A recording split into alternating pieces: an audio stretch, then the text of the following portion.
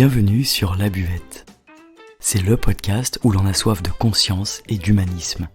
Mais c'est avant tout le podcast où l'on parle de vous. Je m'appelle Margot Bussière, je suis coach de vie et je vous invite à me rejoindre chaque samedi à la découverte de l'extra dans l'ordinaire chez l'être humain. Bienvenue et merci pour votre écoute. Adieu tristesse, bonjour tristesse. Tu n'es pas tout à fait la misère, car les lèvres les plus pauvres te dénoncent par un sourire.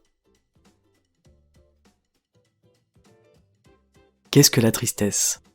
La tristesse est un effondrement, autant d'un point de vue intérieur et de l'énergie qui circule en nous, que d'un point de vue extérieur dans le corps physique. La tristesse, elle nous affaisse, elle nous affaiblit, elle nous rend fragiles, petits, les épaules et les yeux tombants, les larmes qui coulent sur nos joues. Il y a un réel mouvement intérieur qui s'effectue lorsque l'on est affecté par la tristesse. La tristesse, elle affecte le cœur. On parle d'ailleurs souvent de peine au cœur. Alors que la peur, elle par exemple, elle aura tendance à nous atteindre au niveau du ventre, d'où l'expression « avoir le ventre noué ». Lorsque l'on expérimente la tristesse, c'est vraiment comme si dans notre poitrine quelque chose s'effondrait. On le sent parfois, un sentiment de vide très fort à l'intérieur. Toutes les émotions, quelles qu'elles soient, génèrent du mouvement interne et par conséquent, un mouvement externe également. Alors d'où vient-elle la tristesse ? Qu'est-ce qu'elle traduit de nous ? La tristesse, elle provient presque toujours d'un problème d'attachement, mais surtout d'une notion de perte. Être triste, c'est perdre quelque chose. Cela peut correspondre à une séparation avec quelqu'un, ou avec quelque chose, à un lien qui se perd, dans un décès, une rupture amicale ou amoureuse, l'abandon d'un projet ou d'un rêve, un déménagement, la perte d'un objet auquel on tient beaucoup. Il est très intéressant de comprendre comment la tristesse est associée à ce sentiment de perte. En réalité, l'être humain a du mal à accepter les séparations, quelles qu'elles soient. Et c'est de là que naît la tristesse. Il est difficile d'accepter la perte d'une relation, d'un statut social, d'un objet même, et encore plus, évidemment, d'un être cher, d'un être aimé. Toute notion de changement peut devenir une source de tristesse, et il ne faut pas minimiser l'impact que cela a sur nous. Si votre ami est triste parce qu'il doit déménager, il doit quitter sa maison, alors que derrière l'avenir lui offre quelque chose, sa tristesse est valable, elle a du sens. Le sentiment de perte est vraiment intolérable pour l'être humain, il est inacceptable. Soyons conscients que dans tout changement, il y a la perte de quelque chose, même si derrière, évidemment, on gagne autre chose. La tristesse est donc un problème de séparation, mais c'est avant tout parce que l'on vit mal la séparation en question. On la vit mal pourquoi ? Tout simplement parce que derrière ça, il y a un fort attachement à un être cher, à un objet. C'est d'ailleurs bien souvent un attachement à une illusion, à un souvenir. Lorsque l'illusion, elle se perd, il y a une séparation qui génère cette tristesse. Une illusion qui se perd ou qui s'estompe, c'est quoi ? C'est simplement une prise de conscience. Et toute prise de conscience engendre de la tristesse car on se coupe d'une vision idyllique de quelque chose ou de quelqu'un. C'est très intéressant pour soi, pour mieux se comprendre et se connaître et comprendre nos émotions, d'intégrer cette notion d'illusion. Nous vivons tous, sans exception, dans l'illusion de quelque chose. D'une relation, d'un travail, d'un statut social, d'une vie entière parfois. Devenir conscient, prendre conscience, c'est aussi s'autoriser à balayer l'illusion pour voir ce qui est vraiment. L'émotion de la tristesse, elle peut également être engendrée par des événements irrespectueux. L'irrespect, ça peut provoquer de la colère, mais aussi de la tristesse. Si je me fais agresser physiquement par quelqu'un, cela me rendra triste. En fait, c'est la frontière franchie qui nous rend triste. Et cette tristesse-là, elle est beaucoup plus complexe à gérer parce qu'elle demande plus de temps. Parce qu'en plus d'une perte, il y a une blessure qui est derrière. Une blessure personnelle. Le décès, en tant qu'être vivant, on est amené à le comprendre et à l'accepter. Mais l'irrespect, ce n'est pas normal pour nous. Quand une personne ne nous respecte pas, c'est très difficile à gérer. C'est assez incroyable, mais l'être humain se remet beaucoup plus vite d'un décès que d'un manque de respect de notre être profond. Alors le respect, c'est quoi? Le respect, c'est lorsque l'autre reconnaît notre espace, notre place. Si la personne passe là où elle n'est pas censée passer, là où elle n'est pas autorisée, si elle franchit cette frontière, ça génère de la tristesse chez nous. Ça peut être accidentel, auquel cas ça passera mieux, mais si c'est intentionnel, c'est profond, et ça crée une vraie blessure, un réel problème. On rencontre ça dans les agressions physiques, les agressions sexuelles, les viols, les violences, le harcèlement moral. Mais attention, il y a une multitude de formes d'irrespect qui sont extrêmement plus subtiles. Et bien sûr, ça passe aussi par les paroles, ce n'est pas uniquement physique. Une promesse non tenue peut générer de la tristesse par exemple. Comment éviter la tristesse le plus possible? Y a-t-il des astuces physiques, spirituelles, mentales, morales pour adoucir ce rapport à la tristesse? Je vais vous parler dans un premier temps du syndrome de Tarzan. Dans la jungle, à toute allure, Tarzan vole de liane en liane. Mais pour changer de liane, il doit lâcher celle qu'il tient fermement dans sa main. S'il ne la lâche pas, il ne pourra jamais attraper la prochaine, celle qui lui permettra d'avancer, de continuer et de n'avoir pas peur de rester suspendu au-dessus du vide. Lorsque la liane de départ aura cessé son mouvement d'élan, si Tarzan ne l'a pas lâché, il restera bloqué, immobile, impuissant. L'idée derrière cette métaphore de Tarzan, c'est l'idée du fameux lâcher-prise. C'est la nécessité de l'acceptation du lâcher-prise. Et croyez-moi, ce n'est pas chose simple. Le lâcher-prise, on en entend parler partout. Mais c'est quoi exactement? Selon moi, c'est une philosophie de vie. Elle incombe à tous les aspects de la vie dans tous les domaines. Pour moi, ça rejoint la notion primordiale de faire confiance à la vie et d'avoir la foi. Souvent d'ailleurs, on fait aisément confiance lorsque tout va bien. Mais quand la tuile arrive, on n'a qu'une envie, c'est d'engueuler l'univers pour ce qui nous tombe sur la tête. Et c'est normal, c'est humain, ce sont des réactions humaines. Ce sont des émotions qui réagissent à quelque chose d'extérieur et un besoin impérieux d'exprimer la colère qui s'empare de nous à ce moment-là. Alors il faut bien faire la différence entre l'acceptation et le fait d'être d'accord. Tout l'enjeu, c'est d'accepter quelque chose avec lequel nous ne sommes pas d'accord. C'est là où c'est intéressant, c'est là où il faut travailler. Cette étape, elle se fait avec le temps, mais plus j'accepte que je ne maîtrise rien, et plus j'ai du pouvoir sur les choses. C'est un mécanisme très paradoxal de la vie. Alors la bonne nouvelle, mesdames, messieurs, il y en a toujours une sur la buvette, c'est que lâcher prise, ça s'apprend. Ça demande du temps, évidemment, nous sommes des êtres de lenteur, nous sommes lents dans notre apprentissage, et encore plus dans l'apprentissage du cœur. Comprendre cette notion, c'est déjà merveilleux, mais l'intégrer, c'est un autre travail. Le premier pas, déjà, c'est d'en avoir conscience. Prenons l'exemple d'une séparation, ce qui est souvent une grande source de tristesse chez la plupart des gens. Comment est-ce qu'on peut exercer le lâcher-prise lors d'une séparation? Eh bien, tout d'abord, en acceptant la situation telle qu'elle est. La séparation est là, et c'est ainsi. Ça ne dépend pas uniquement de moi. Ce choix appartient également à l'autre. Gardons à l'esprit que rien de ce qui nous arrive dans nos vies est dû au hasard.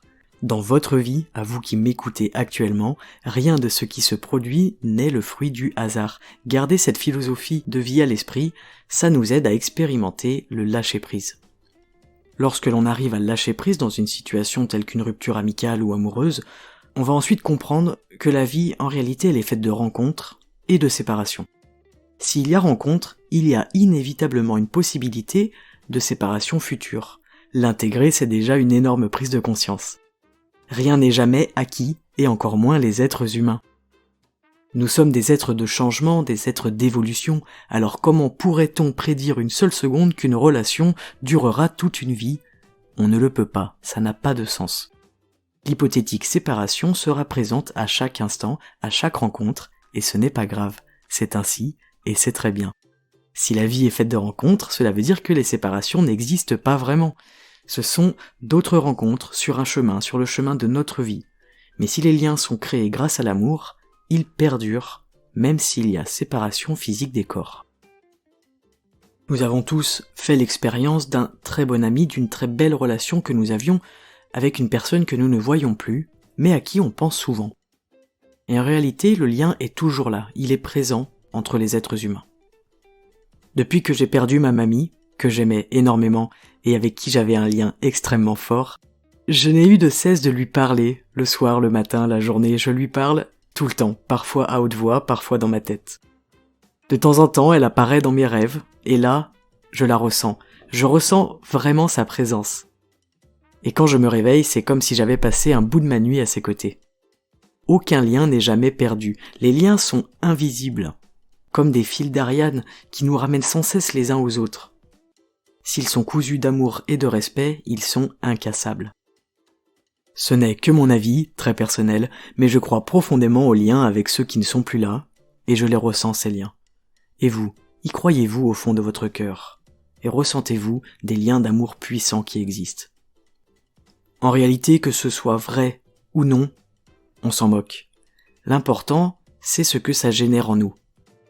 Dans la phase de deuil accordée à ma mamie, j'ai pleuré, évidemment. Mais très vite, je n'ai plus pleuré sa disparition, car je ne la voyais pas comme une disparition, parce que chaque jour, je ressentais et je nourrissais ce lien. Si penser à un être perdu me procure de la joie, alors c'est ainsi que je décide de voir les liens et les séparations. Nous avons le choix de ressentir de la peine, de la tristesse. Je ne dis pas que c'est facile, je vous dis simplement que ce choix-là, il nous appartient personnellement. La tristesse, elle peut se pointer ponctuellement, comme ça, et c'est normal, surtout dans les rappels. Mais ça ne doit pas devenir un état constant pour notre bien-être et notre équilibre psychologique. Faites attention à ce que vous ressentez, nous sommes très impactés bien plus qu'on ne le croit par nos émotions, et particulièrement par celle traitée aujourd'hui, la tristesse. Ne pas accepter l'idée de la séparation ou une séparation concrète, en tout cas l'idée d'une perte, c'est se condamner soi-même à être malheureux, parfois pendant des années, voire toute une vie. La question de la séparation, elle nous renvoie inévitablement au sentiment d'abandon qui génère de la tristesse et qui génère également de la violence associée à cette tristesse. Dans le sentiment d'abandon, il y a quelque chose de difficile pour l'être humain, c'est l'incompréhension.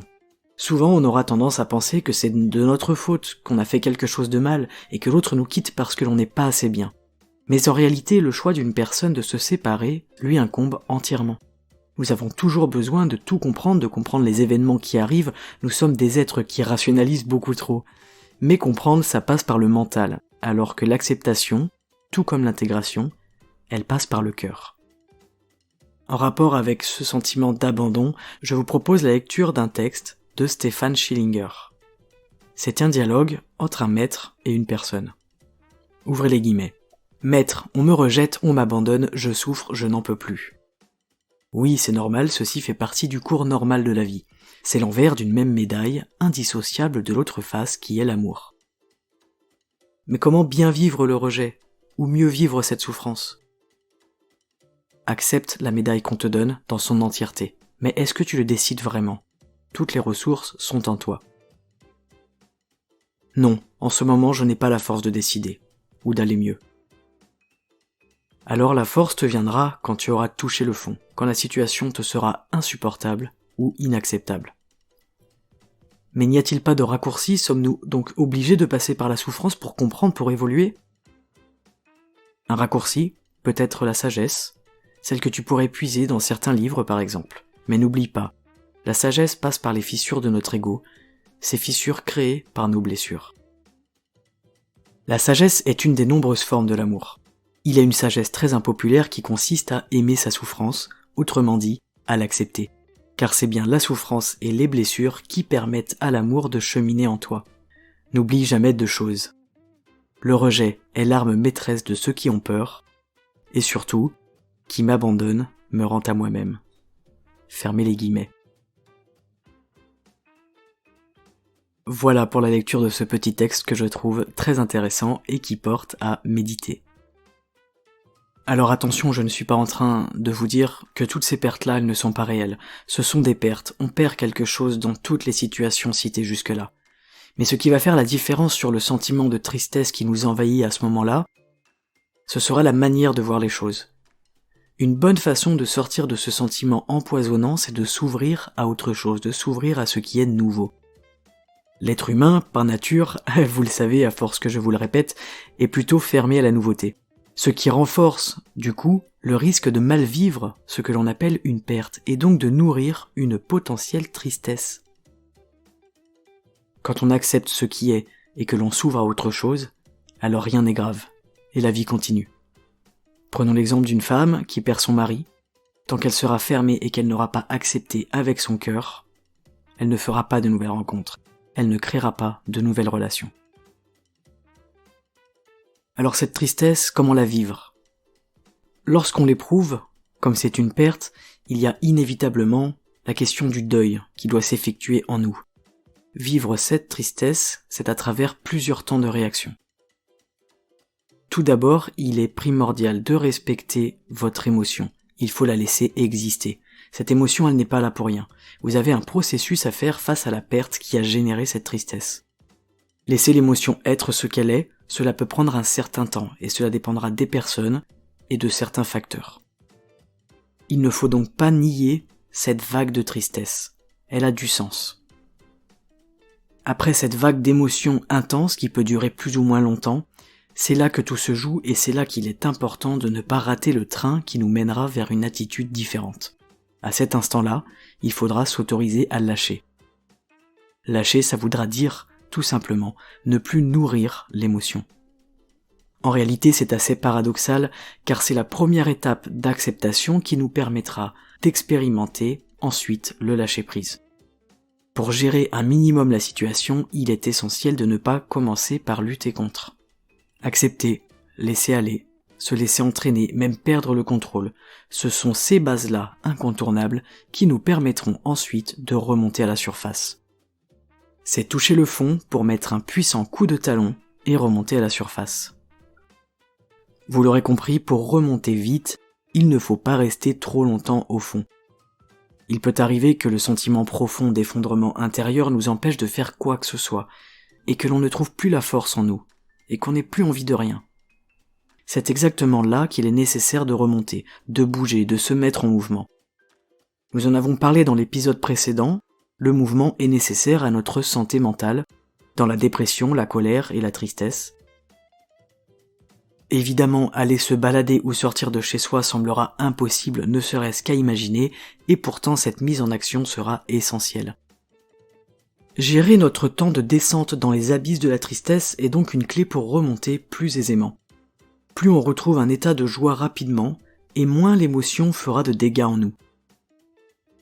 Plus on cultive la joie, même dans les broutilles, les petites choses du quotidien, et moins on permettra au cœur et ses mécanismes d'enquister des nœuds profonds en nous. La tristesse, ce n'est pas une émotion qui nous fait du bien.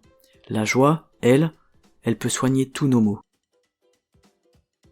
Toute épreuve est sur notre chemin pour une raison, et celles qui sont les plus douloureuses sont celles qui nous donnent le plus de force, qui nous changent et qui nous transforment intérieurement. Mais c'est à nous de l'accepter et de mettre ce processus en marche.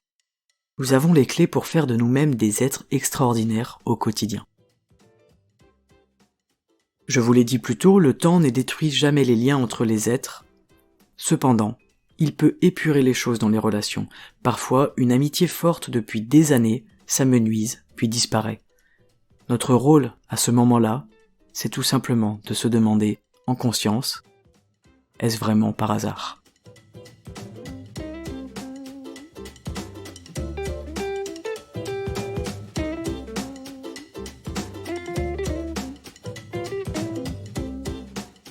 Une dépression, c'est un état de tristesse qui dure dans le temps. Elle devient pathologique quand on n'arrive plus à remonter et à revenir à un état de joie. Lorsque l'on est confronté à cet état de dépression, il faut jouer la carte de l'avenir, celle de l'espoir, du futur, avoir des projets.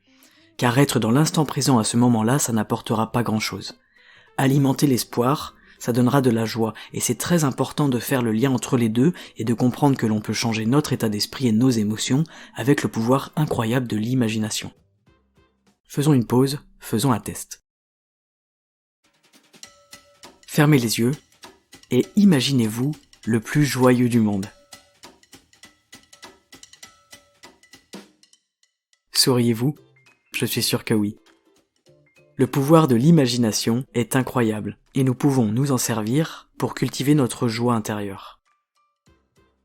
La séparation, elle nous conduit à la solitude et la solitude est dangereuse pour l'être humain. Dans la survie, on est vraiment dans une logique de posséder et surtout de ne pas perdre. D'ailleurs, la tendance à stocker et à collectionner chez les gens s'appuie sur l'instinct de survie. C'est assez drôle de le constater.